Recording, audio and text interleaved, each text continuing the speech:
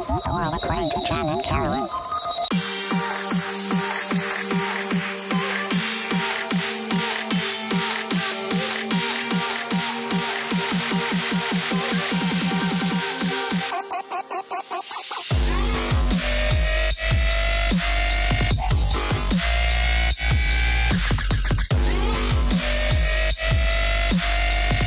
Hey, Carolyn. Hi, Jen. Oh my God. Are you ready to believe?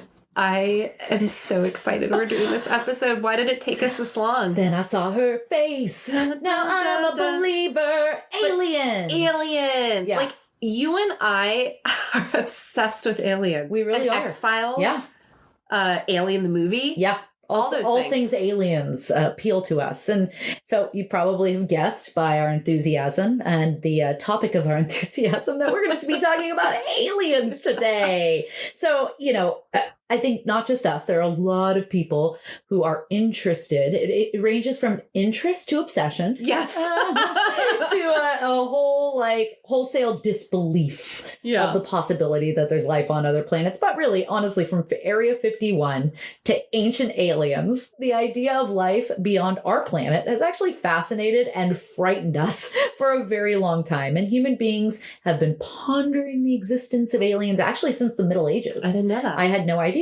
But do they really exist? And if they do, are they like little green men or are they a hot race of aliens like an Avatar, all tall and blue? I hope they're not like War of the Worlds. Yeah, I don't want That's them what to be they're hostile. going to be like. Yeah. Of course they're going to be hostile. Well, I said this in the last episode maybe, and I'm fairly certain it was Stephen Hawking who said he's pretty smart. He was very smart. If they're coming for resources and they're going to kill us off so they have unfettered access to those resources. They can ask permission. Just kill the white people because we deserve it.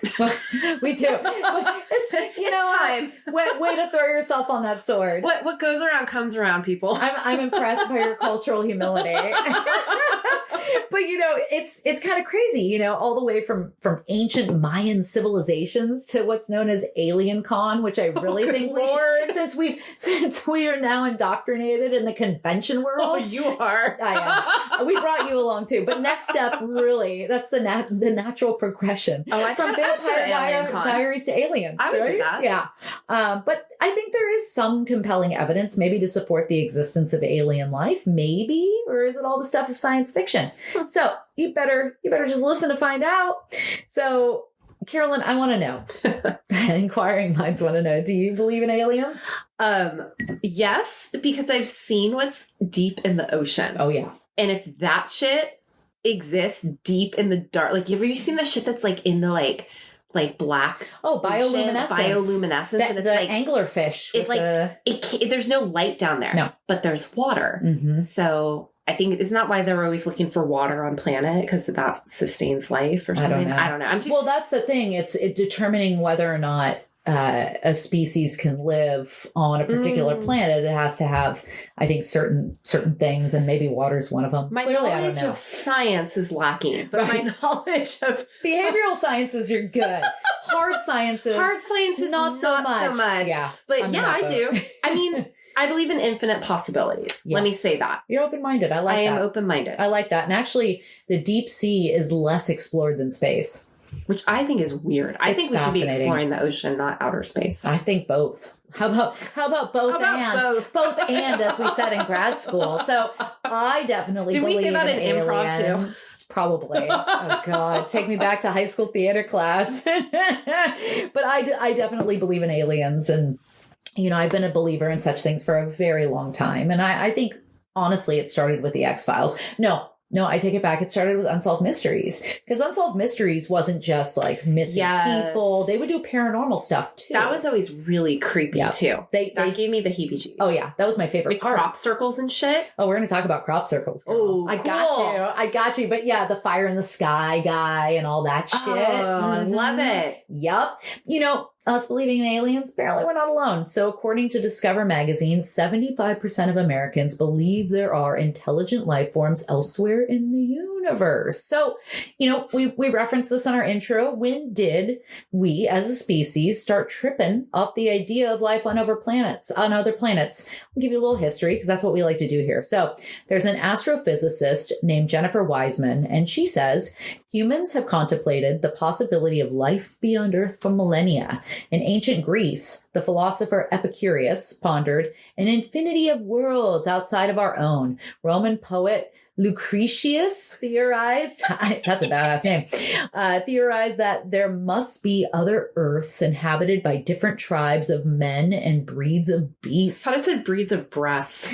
You wish. That's what men probably... Isn't there a Saturday Night Live sketch where like all the aliens have 3 boobs? No, you're thinking of Total Recall. Oh. In Total Recall, there was a minor character who had 3 titties. Oh. Yeah. Okay. I don't know why that stands out for me, but it does. A little Arnold Schwarzenegger fun fact for y'all.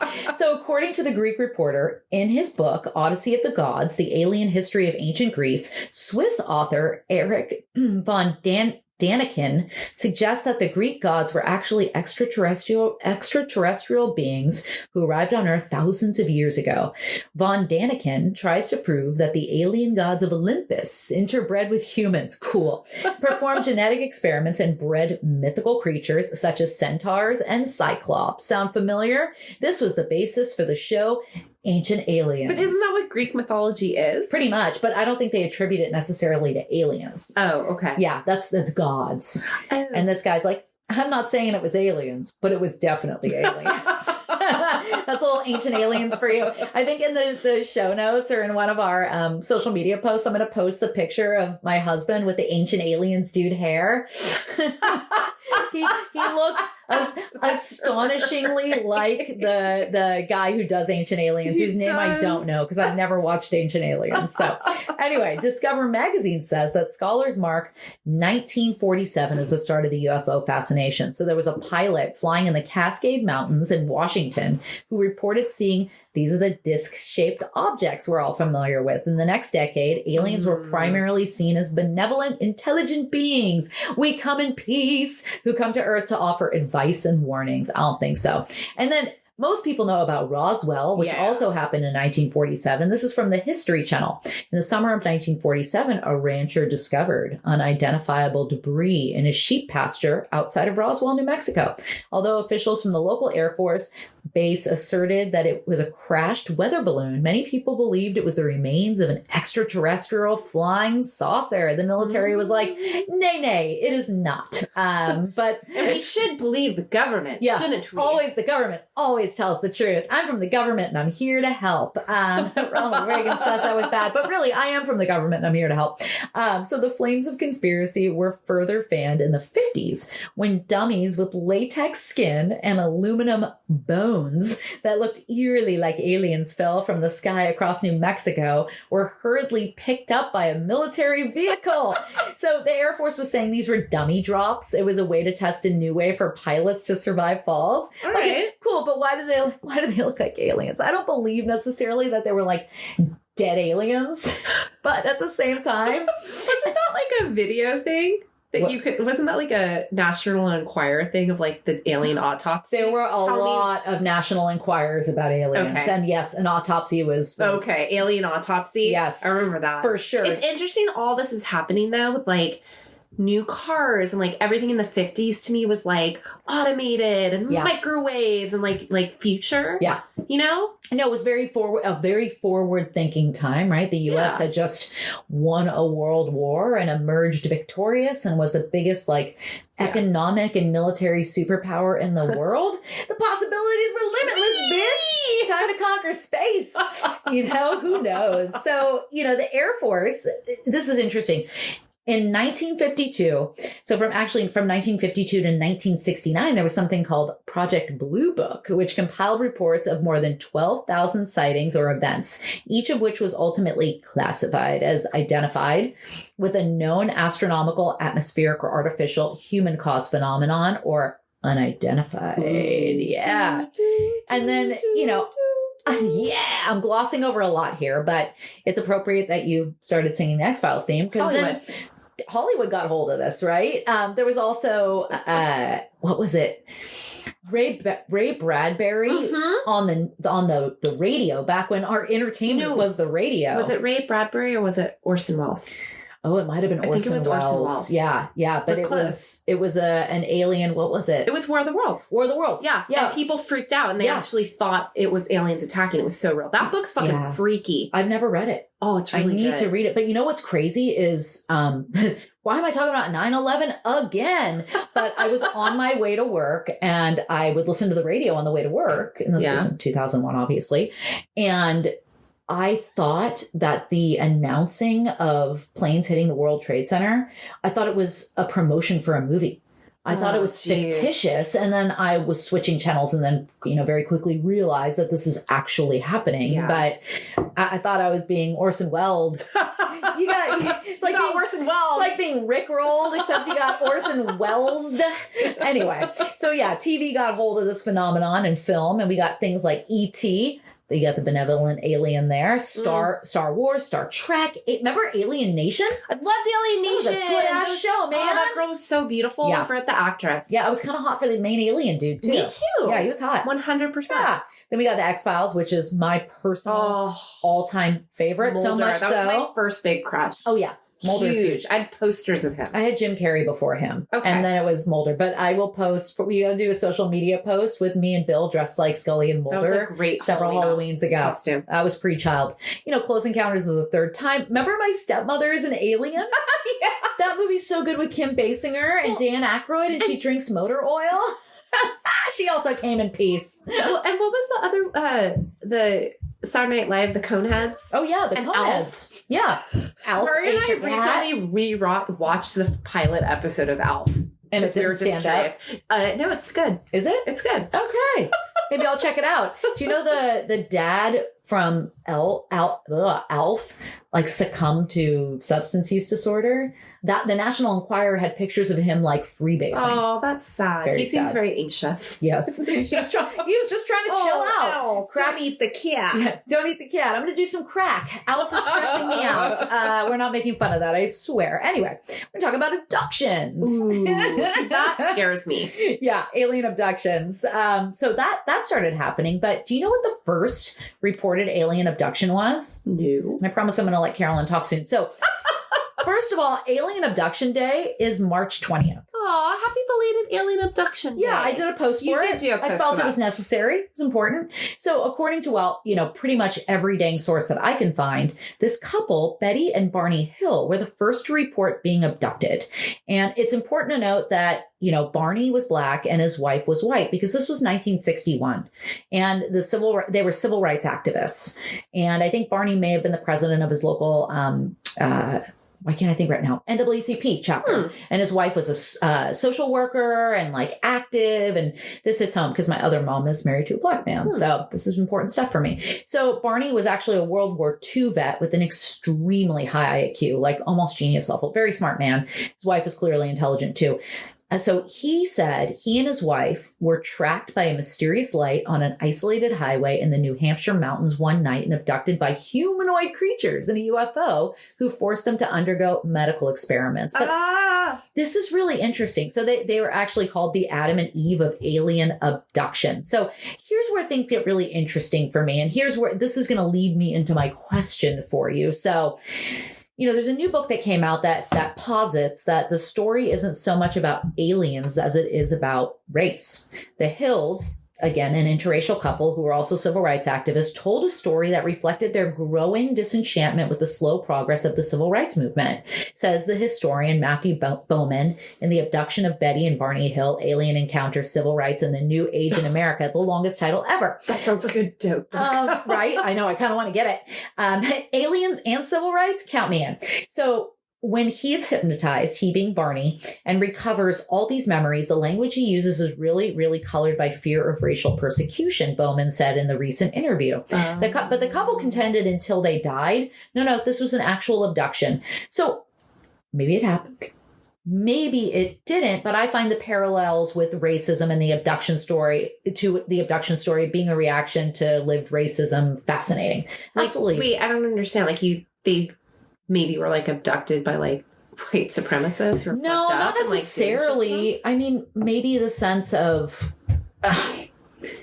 feeling helpless and, being forced to endure things against their will that are extremely uncomfortable and made you fear for your life. And, and then I read the article further, and the person goes on to say, the idea, Barney and Betty saying, oh, these aliens were these gray beings. It's like, oh, it's the perfect, harmony of black and white together, this gray alien. Like, it might be a bit of a stretch, but also fascinating. And also from a psychological perspective. And this leads me to my question to you, which is, could you possibly provide some psychological and maybe physical explanations for alien abductions if they're not really abductions? I could try.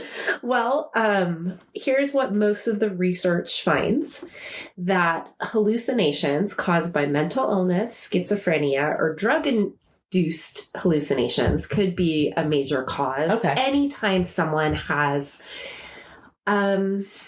I'm going to say an out-of-body experience, or maybe a dissociative episode, a dissociative fugue, where they actually go somewhere else and they don't know how they got there.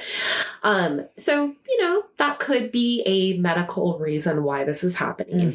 I found a 2008 article written by David Forrest in the Journal of American Academy of Psychoanalytical and Dynamic Psychiatry. They go deeper into psychoanalytical studies of persons who believe they had been abducted by space aliens. And I want you to focus in on that word, they believed. Okay. Because I'm going to go talk about that later. But they believe. You want to believe, yeah. They believe they've been abducted by space aliens. And what this research found, that sleep paralysis, a history of being hypnotized, which was a very popular way of providing psychotherapy, or preoccupation with the paranormal and extraterrestrial were predisposing experiences that all these individuals had in common. Oh, interesting. So, similar research observed that experiencers were found to show higher levels of dissociative activity, absorption, paranormal beliefs, paranormal experiences, self-reported psychic ability, fantasy prowess, which I think that's a cool word, tendency to hallucinate, and self-reported incidents of sleep paralysis. So again, these are medical documented things that all these individuals had in common, and that made you more likely to believe these things actually were real.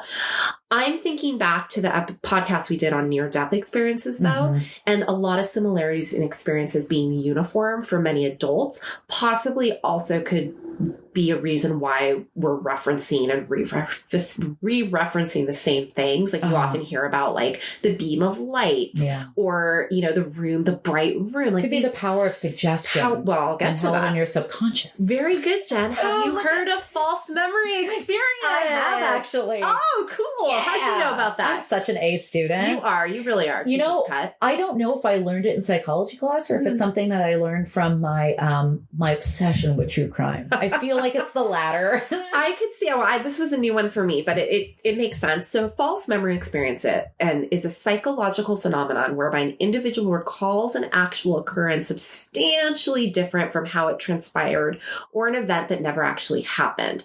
I actually do sort of remember this when you're talking about witness testimony. Yes. Maybe that's where we talked about this before. Interference, leading questions, weirdly obsessive compulsive disorder, false memory syndrome, and sleep deprivation. All of those things can cause false memories. Wow. So frequently reported particulars of alien abduction experience bear more than a passing resemblance, though, also to medical surgical procedures. So the higher likelihood of those two correlating. Sorry, I said that really weird. They're correlating, and propose that those experiences could also contribute. And there's also something called an altered state of consciousness, uniformly colored figures with prominent eyes, high-tech room under bright lights, saucer-like objects. There's a nakedness, a pain, and a loss of control. And while your body's boundaries being denied. I think you answered your question in terms of why the author of that book about Betty and Barney thought that it could be associated with, subconscious or even conscious. I think you're going to sneeze. Ew, bless you. Gross. We might have to edit that out. I've got the weirdest allergies right now. Everybody does. Okay. It's disgusting. So, but now you answered your own question. I answered my own question. Yeah. So fantasy prowess has also been linked to dissociative symptoms and adverse childhood experiences. Always ACEs. creeps up. Always. But here's something interesting about this. We have to consider the legal and justice consequences of saying, well, you're just imagining this. Yeah. And, if you all have this in common, therefore it's not real. Right. Right? Because that could have, so. Maybe the aliens just seek people out who have these shared experiences because they know no one's going to believe them. That would be very cool. Mind blown. Yeah, I could see that. I mean, they're supposed to be of superior intelligence. If I were going to do that, I'd pick on certain people. Very calculated. Yeah, goddamn aliens. Up to no good. So I found a couple things. I'm not going to go through all of them, but one of them is called the misinformation effect. Oh, interesting. Exposure to misleading information can alter our memory of an event. Mm-hmm. So for instance, if someone suggests that a blue car was involved in a traffic accident, you're more likely to recall seeing it than if it actually was or wasn't there. Interesting. Memory implantation. Research used this technique to investigate human memory, and they make people believe they remember an event that never actually happened. Like basically, I'm planting a fictitious memory in your mind. Kind of works with kids. This I thought was interesting. I'm going to mess this name up. Deese Rodiger McDermott false memory test. You did good. Participants are given a list of related words: bed, rest, tired, and then later falsely recall hearing the word sleep. Oh. So if I said that to you, bed, rest, tired, you're going to only hear sleep because those are things the memory association is interesting with how our brains work. So interesting. A couple other, I talked about sleep obsession. I do want to mention obsessive compulsive disorder. Mm. People with OCD may experience intrusive, distressing thoughts, and these thoughts can be fused with real memories and attached to spirituality. We've talked about this a lot before. With a particular member of my family. It's like you've described this person to a T. So there could be an association with that. Another thing, false memory syndrome. Again, I want to be careful with the legal implications of this, but this can occur when individuals vividly remember traumatic events such as abuse and it never really occurred. Yeah. So this I thought was also interesting. Elizabeth Loftus research. She's a psychologist who demonstrated that suggestion can induce false memories, and she found that these memories can become stronger and more vivid over time. So it's kind of all saying the same thing. Mm-hmm. But basically what we're understanding is human memory plays an imperative role in what our perceptions are in general. Mm-hmm. And we're really just starting to understand how memories work in the brain and how trauma gets unlocked and all these different ways that happens. But it's imperative in its role in criminal proceedings. Mm-hmm. And with evidence coming from witnesses and suspects and interrogation, so the reliability and minimization of false memories is, I think, really, really, really important. It's a slippery slope. And remember that 1947 Roswell that you quoted? All right. Well, this I found very interesting.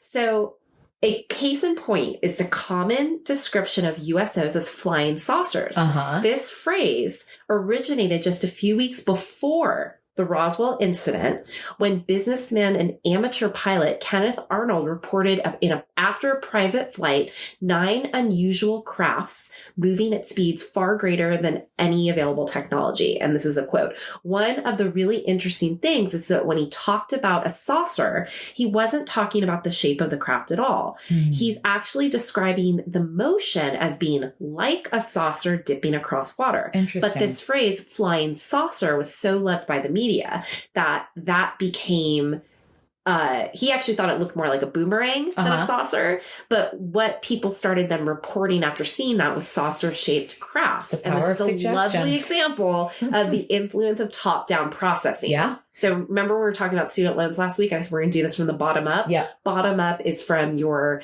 nervous system up to higher level thinking. Yeah. This is what they call top-down processing. Mm. So I'm going to suggest something intellectual to you. Yep. You're going to embody it.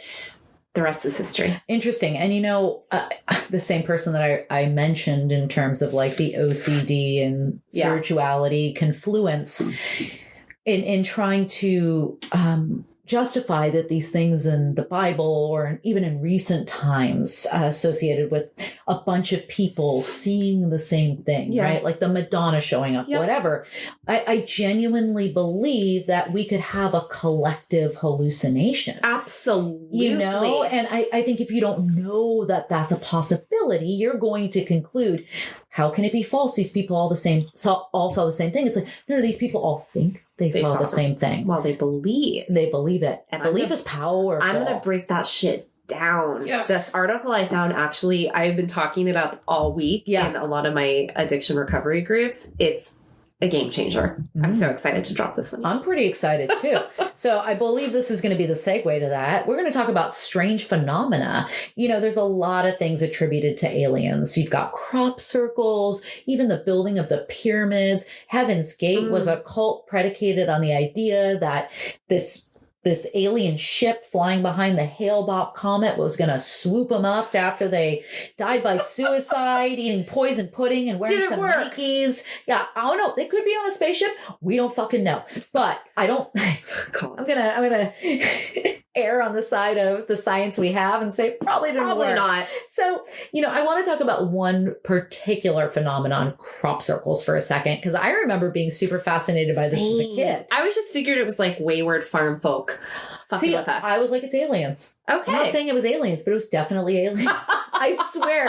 I would see this stuff on, like, again, Unsolved Mysteries. Yeah. And I had such a penchant for finding shows on network, because that's all we had when we were a kid and we were poor, that focused on the unexplained, the occult, alien life, the paranormal, like all that shit. So you think they're real? No, not any longer. So this is what I'm going to talk about. But here's the thing. Even though we know who made them and we know how they were made, there's still so many people that think they were made by alien life forms. So here's the thing. This is from a Live Science article. So this is where it all comes from. What are crop circles? Maybe we should start with that, because we know not everybody is. I'm so excited you're actually going to tell us. I am. I'm going to give you all a definition. So there are large-scale patterns made by flattening crops such as wheat, barley, or canola. Crop circle artists still use boards of wood to stomp out patterns, as a National Geographic documentary actually filmed in 2004. So that gives you a little insight into where I'm going, right? Spoiler, it's not aliens. So crop circles, they're a very straightforward phenomena. They're a type of landscape art made by humans. Despite evidence to the contrary, some people totally remain convinced that crop circles were made by aliens brought by UFOs. But here we go. Want to know where they came from? I do. It was two friends who wanted to fuck with people. These dudes, Bauer, last names Bauer and Chorley, were a pair of friends who lived near Winchester, England. Those are great names. They're very, I want to name dogs. Very British names. Bauer, Chorley. Yes, those are. You need some kind of British dog to really bring it to life. So this was 1978, and the two were sitting in a pub, because England, wondering what we could do for a bit of a laugh. This is what Chorley. It's a bit of a laugh, isn't it, Bauer? Oh my God. Just pulling the piss. Chorley told Time magazine in 1991. So he actually said this. Bauer and Chorley decided to create their own faux UFO landing site. They armed themselves with some boards, rope, and a twist of wire stuck to a baseball bat brim for sitting their patterns. I just got a really vivid image of The Walking Dead and beating Glenn to death with a baseball bat, and I'm triggered. That's when I left. That's when I stopped. I was like, fuck this show. I was 8.5 months pregnant, and I remember I love Glenn too. Screaming out loud, because it was so unexpected. It came out of seemingly nowhere. Yeah. And I was like, you've gone too far, Walking Dead. I can no longer abide by your bullshit. And it was Denny from Grey's Anatomy to make it so worse. Hot, but apparently he turns good on the show. I stopped watching.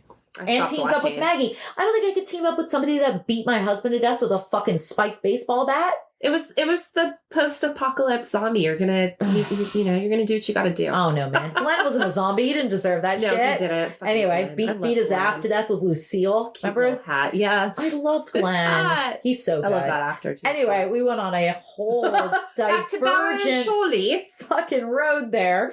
So these guys said, this is what we've done. This is how we did it. And this is why we did it. And yet people still believe these crop circles are the result of aliens or the paranormal. This is from an NPR article, a documentary called Crop Circles Quest for Truth, directed by William Gazecki, interviews several experts who are clearly puzzled by the whole thing, attributing it to aliens or supernatural phenomena. The preview opens with scary words. How do you understand what can't be explained? These things are a footprint of intelligence. Yeah, but they were Shorley huge. and Bauer were intelligent. Do that? I don't know. I mean, I think you could do it really quickly, but they were precise. But that was very precise. They were talented. I mean, when you think of the beautiful art that's been made over the centuries, and how precise and incredible it is. There's just some people I'm just not. So yeah, me how neither. do they do it? I can't even fuck with paint by numbers. No, I don't have that skill set. If I tried to push down some weeds in my backyard, it would just look all messed up. So not my skill set, but it is a skill set nonetheless. Right. So, the amazing thing is that even after the two pranksters that started it all in 1978 confessed their hoax, demonstrating how easy it is to make circles, the sheer number of them still gets to people, the sheer number of the circles. And there are a lot, but I think they just started a trend. I think people, again, saw and they're like, we can do this. Let's fuck with our hometown. Let's see.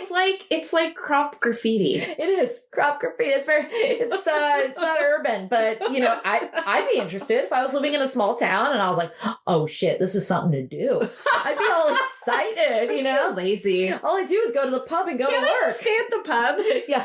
That's enough for me. That's ideal. Yeah. I'm not opposed to that idea either. So, to me, this phenomenon really embodies the whole I want to believe sentiment from the X-Files. So, Carolyn, maybe you can tell us why, in an age of science and reason, do people still associate the quote unquote unexplained with the occult, supernatural, aliens, what have you? Well, belief in the paranormal. And when we say that word, we're talking about spirits, extrasensory perception, fortune telling, extraterrestrial.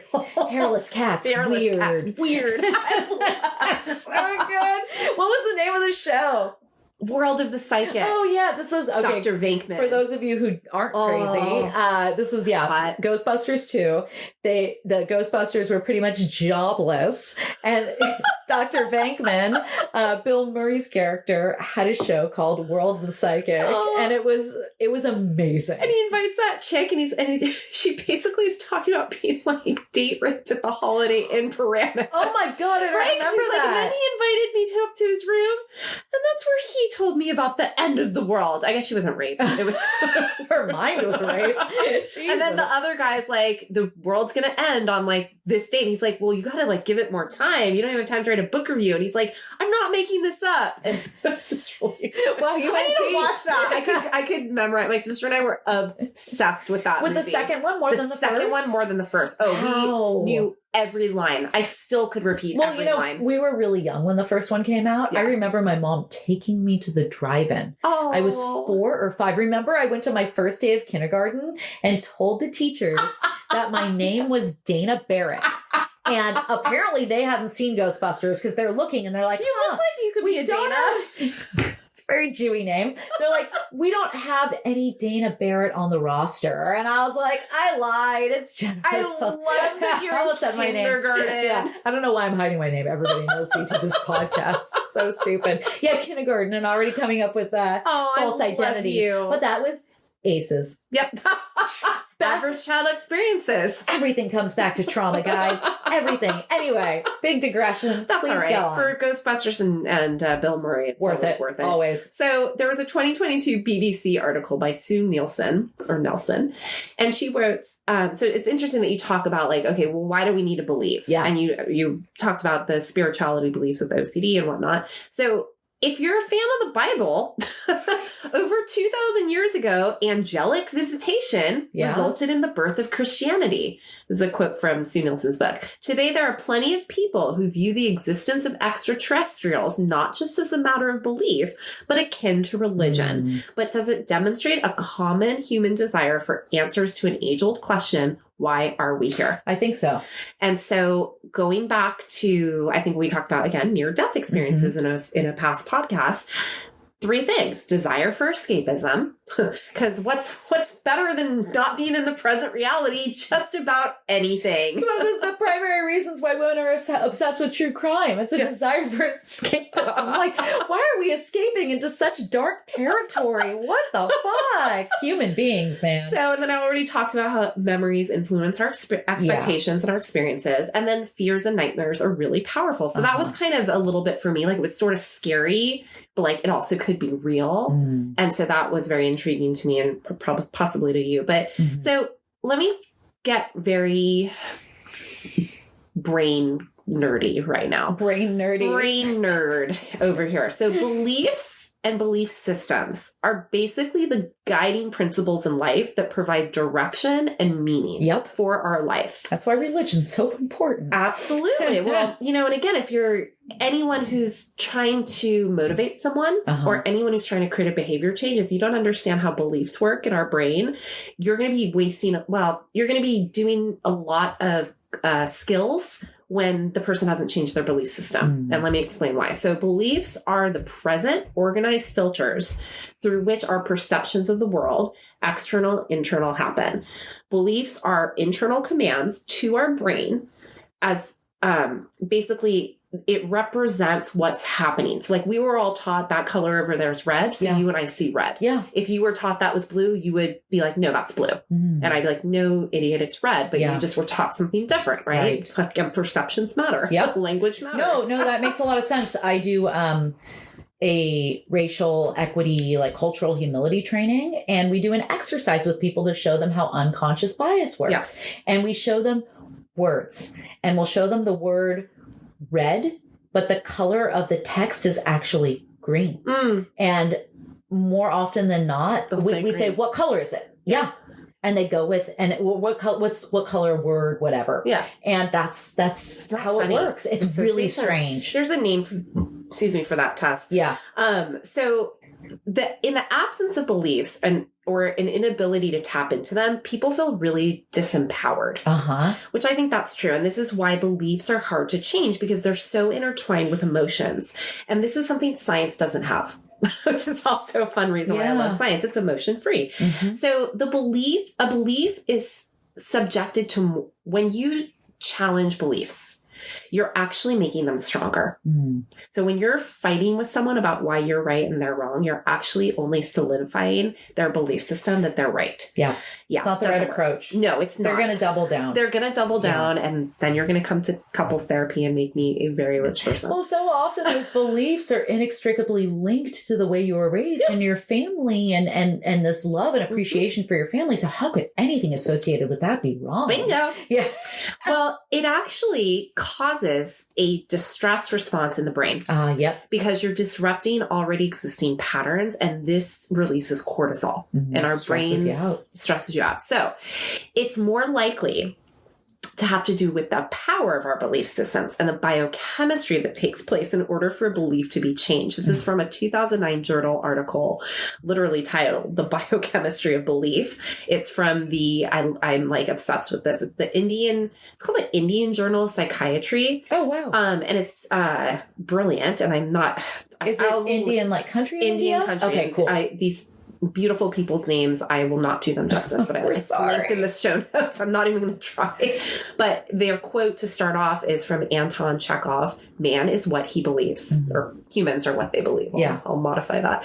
So research findings have recently pointed out that the emotional brain is no longer confined to the classical locals of the hippocampus, amygdala, and hypothalamus. What are those, you ask? I know what those are. Let's talk a little bit of brain chemistry, a little biochemistry. So we receive sensory input from the environment, and it undergoes a filtering process, and it travels across synapses, reaching higher levels of processing. So we're going from reptile brain, which is asking, am I safe? Yep. Mammalian brain is saying, am I loved? Higher thinking brain is saying, what can I do with this information? How can I problem solve? That's just how our operating system works. That's the computer that is. So the sensory information, and we all perceive things differently unless we were all taught the exact same way, which is absolutely impossible. Right. Because of experiences and environments and just our own human our own human desires and whatnot. So The sensory information enters our conscious awareness, and that is then determined by kind of helps us determine our beliefs. Okay. So receptors are incredibly flexible, and they can alter their sensitivity and kind of how they conform to those new changes. That's fascinating. So in other words, when we feel emotionally stuck, or we're just, again, like you were talking about, like couples who fight or even people who are disagreeing in discourse, there's a biochemical potential for change and growth when that conversation starts to feel more comfortable. When you're actually starting to get along. And again, let me re-explain this a little bit easier. So if that pathway's been worn down, if you're telling me that color's not red and it's blue, I'm going to actually feel uncomfortable. I'm going to have a stress response because you're wrong. It's not blue. But after a while, like if you impose negative consequences on me, I might start to say, yeah, it is blue. Sure. And that it all has to do with dopamine being released at some point. So in other words, when someone's coming into a program and you're saying, hey, we want to change your thinking about alcohol, or we want to change your thinking about UFOs. I'm actually, as you're talking to me, because my belief is one way, I'm going to have a stress response. And cortisol is actually going to limit the ability of my frontal lobe to process that information. I'm going to get emotional. I'm going to get upset. That's what most people do when they're actually trying to debate. They're not really listening to each other. When we actually start to understand each other and that resistance becomes less stressful to us, that's when our brain will start releasing dopamine. So if I've always thought something and believe that that's the way it is, the initial time I try and change that belief system, it's actually going to feel like that's wrong. Because my brain's going, well, no, you go from A to B, Carolyn, not from A to D. That's harder. That's not as much economy of effort. So it's going to send out stress signals because it's going to say that's not what you want.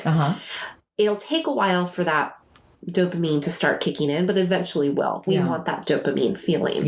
That's how our brains are wired to be. So when we change our thinking, we're actually really changing our belief systems. But if we change our beliefs, that's how we change our behaviors.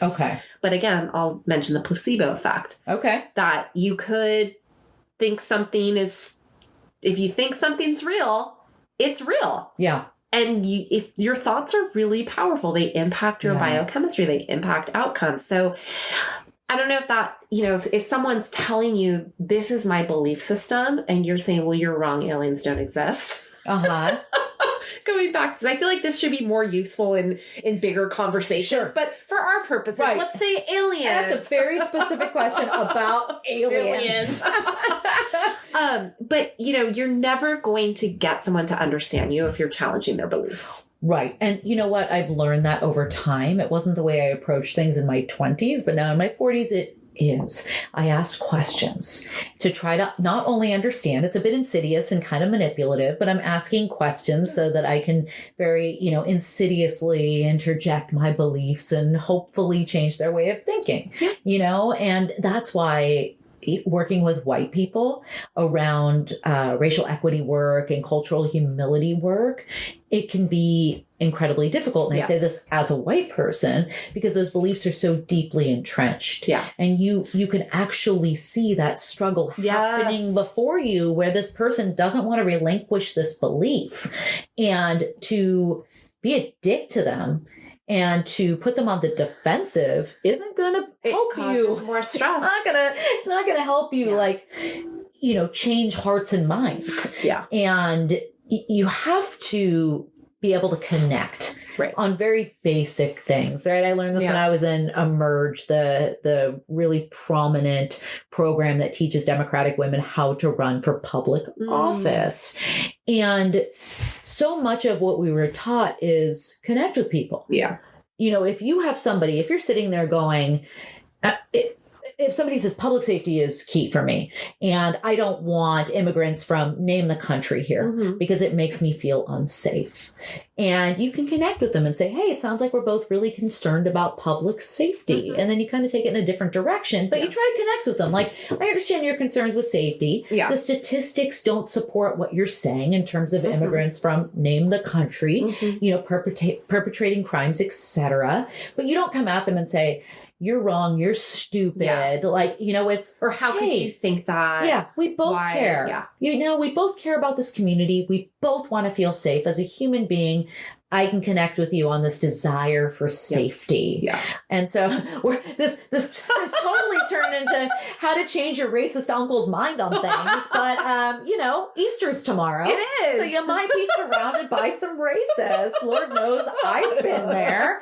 And if you don't want to just, storm the fuck out and drive off and maybe have a dialogue, well, you can try these tricks. And this is, we're joking at this, but it's like, this is a benign thing. Like, you want to believe in aliens? Go a fucking head. Yeah. But here's where, again, going back to other episodes, people have manipulated this concept and have used it to work in their favor, like in cults. Yep.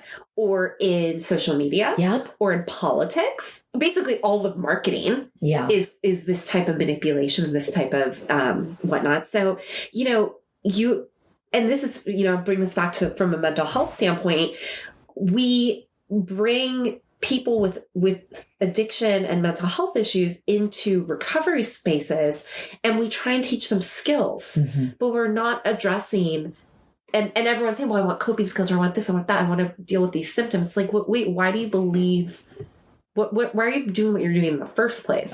What's your belief system? What are your values? Right. It's actually a conversation about spirituality and I call it philosophy, because this a lot of fucked up shits happen to people in spiritual settings when they're children. And so when you bring what's the biggest thing you hear about in addiction about, recovery is, well, I don't want to do AA because I don't believe in higher powers. Yeah.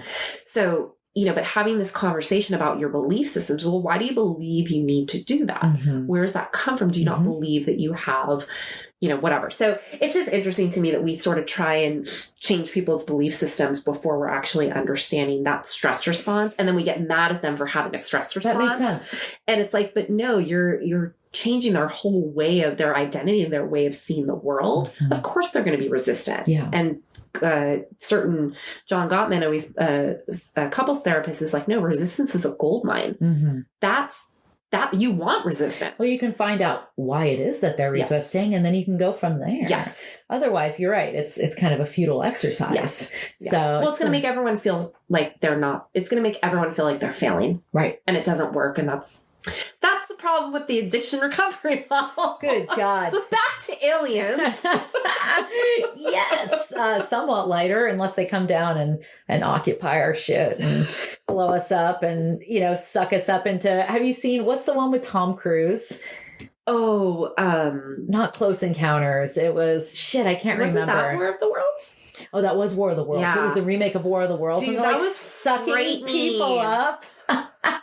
I don't typically like Tom Cruise because of his Scientology weirdness, but I do think he's a really talented actor. And that movie, really, that image in particular stuck with me. It's like human beings in this basket thing, and this beam is just sucking them up and doing God knows what with them. That's gonna come. Like with the dystopian shit with the zombies, like that was the pandemic. Yeah. Well, what's crazy is some of it is born out of our deep-seated and very real fears.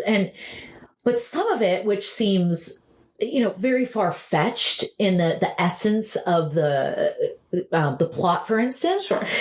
You're like, well, no, a zombie couldn't exist. However, and I couldn't watch this because it was too real and there were too many dead kids in it. But The Last of Us. Oh yeah. What I know about mushrooms. Oh yeah. And the connectedness of mushrooms. That felt very real. That's frightening. Yes. And it actually comes from real science. Yes. There is I can't remember what kind of spore it is in particular, but there's our friend Dan will tell us. Dan will tell us. Yeah. Dan needs to tell me what's up. But this ant will eat this thing. And then it becomes that. Yes. Yeah. The spore controls its brain. It's not like it's just, well, it is eroding its brain, but it's actually in there and controlling, which in essence is what The Last of Us was about. Yeah. And I'm like, nope, this is too close to home. This might happen.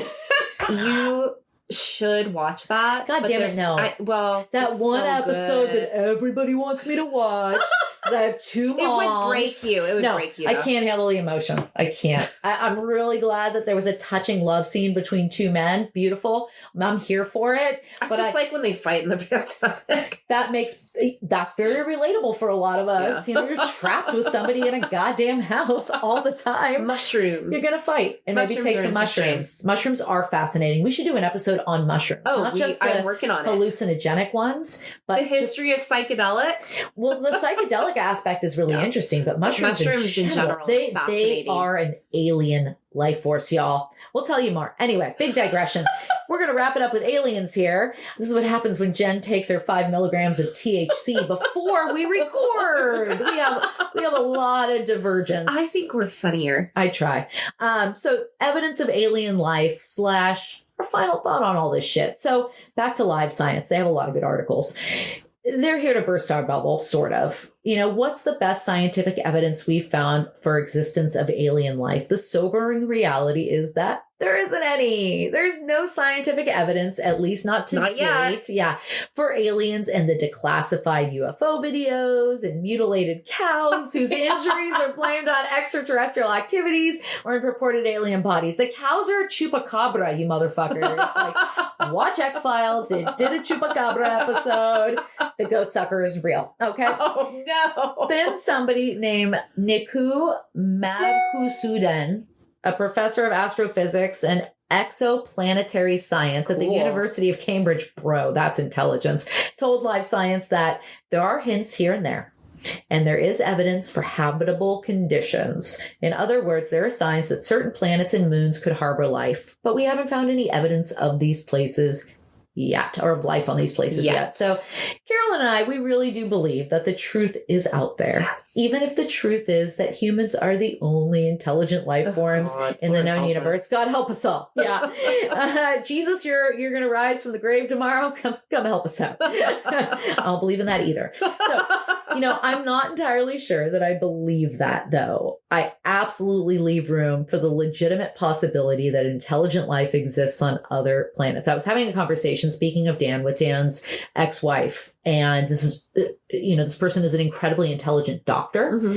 And we would have the best conversations. And they said that this of paranormal and unexplained phenomena, they said it may not be that these things are unexplainable. Rather, we may just not yet have the science and technology needed to provide an explanation. Agreed. That always stuck with me. I'm like, that's absolutely right. And we're going to leave you with the wise words of Dr. Carl Sagan, who said, ask courageous questions. Do not be satisfied with superficial answers. Be open to wonder, and at the same time, subject all claims to knowledge without exception to critical scrutiny. Be aware of human fallibility. Cherish your species and your planet. Thank you, Carl Sagan. Aww. Yay! Is that the guy who makes watches? No, god damn it! Are you thinking of Seiko? Where's the parallel there? I don't know. Carl Sagan was a goddamn genius, professor, scientist, amazing, really, really into exploring the possibility of life on other planets. Amazing. He wrote a book called it's like Bursting Magical Thinking. I just remember a portion of the title. It's like a candle in the darkness or something. Cool. And it really gave me pause because, we're not pushing the Easter Bunny here, but we talk about the Easter Bunny. I'm like, that's magical thinking. Do I really want my child to think a giant bunny comes and drops off a basket full of bullshit for him in the night? That's a little creepy. I believe it's Donnie Darko. Oh, Donnie Darko. I'd be concerned. Then we'd be doing time travel and shit. But yeah, it's a whole ass book on magical thinking and how we perpetuate it, what's healthy, what's not, etc. Anyway, we're going to save that for another episode.